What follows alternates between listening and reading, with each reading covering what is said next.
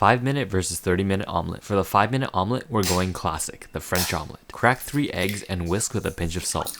Preheat a pan over medium-low heat and add a pat of butter. Once the butter starts foaming, add the eggs. Aggressively stir to form many small curds. And once the bottom is set, turn off the heat and let it cook until there's just a bit of runniness left. Now fold the omelet by tilting the pan, adding another pat of butter, and gently rolling it over itself. Just take it slow. Pop it onto a plate, give it one last butter massage, and finish with flaky salt.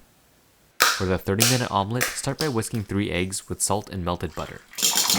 Then place it in a Ziploc bag and cook it sous vide at 165F for 30 minutes. This is meant to gently cook the egg so that it's just set and should give an elegant texture. Gently remove it from the bag and give it the same spa treatment as our 5-minute omelet.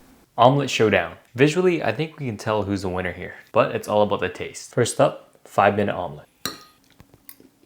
Buttery, eggy goodness. I've eaten French omelets hundreds of times in my life probably, and it never disappoints. I knew it was going to be good. Up next, 30-minute omelet. Look at that jiggle. Oh, one more. That texture is not appealing. Ugh. Sorry you had to see that. That's disgusting. It's kind of slimy, so off-putting. I mean, I'm glad I tried it so you didn't have to. That's just not good.